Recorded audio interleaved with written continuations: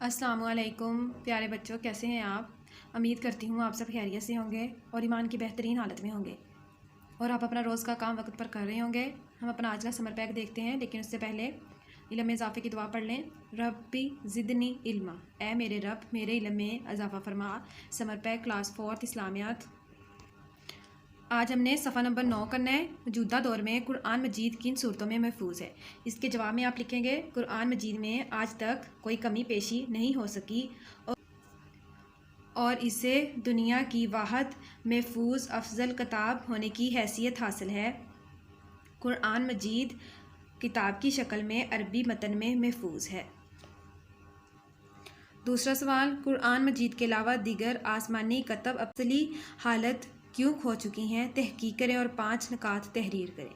आप इसके जवाब में लिखेंगे आज कुरान मजीद के अलावा दूसरी आसमानी किताबें तुरैत, ज़बूर, इंजील वगैरह में से कोई भी असली हालत में मौजूद नहीं है।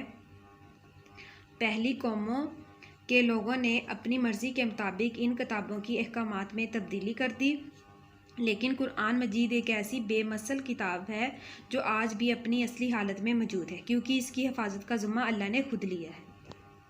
इसके जवाब में ये आप लाइंस लिखेंगे, ठीक है। सफ़ा नंबर 10, रोज़ा। रोज़ा अल्लाह ताला की इबादत का एक तरीका है। अरबी में रोज़े को सौम कहते हैं। रोज़ा इस्लाम का अहम रुकन है और फ़र्ज़ इबादत है। मुसलमानों से पहले गुजरने वाली अक़वाम पर भी रोज़ा फ़र्ज़ था। रोज़े से मुतल्लिक दर्ज ज़ैल सवालों के जवाब अपनी कापी में लिखें। आपने इन सवालों के जवाब अपनी कापी में लिखने हैं, ठीक है। पहला सवाल है रोज़े से क्या मुराद है। इसके जवाब में हम लिखेंगे रोज़े को अरबी ज़बान में सौम कहते हैं। सौम के लफ्ज़ी मायने किसी चीज़ से रुकना। दूसरा सवाल है हमारे पास, मुसलमान किस महीने में रोज़े रखते हैं। इसके जवाब में आप लिखेंगे रोज़ा इस्लाम के 5 अरकान में से एक है, जिसे अरबी में सौम कहते हैं। मुसलमान इस्लामी रियासत के मुक़द्दस महीने रमज़ान अल मुबारक में रोज़े रखते हैं। अगला सवाल है हमारे पास, सहरी से क्या मुराद है। सहरी से मुराद वो खाना है जिसे मुसलमान रोज़ा रखने के लिए रात के आखिरी पहर यानी फजर से पहले खाते हैं। अगला सवाल है हमारे पास, अफ्तारी किस वक्त की जाती है। इसके जवाब में हम लिखेंगे मगरिब की अजान के वक़्त रोज़ा ख़त्म करना और खाना पीना अफ्तार कहलाता है। रोज़ा ऐसी इबादत है जिसे अल्लाह के सिवा कोई नहीं जान सकता, हत्ता कि फ़रिश्ते भी मालूम नहीं कर सकते। अगला सवाल, रोज़ा मख्फ़ी इबादत है कैसे। इसके जवाब में लिखेंगे रोज़ा बदनी इबादत है, हर चीज़ की ज़कात है और जिस्म की ज़कात रोज़ा है।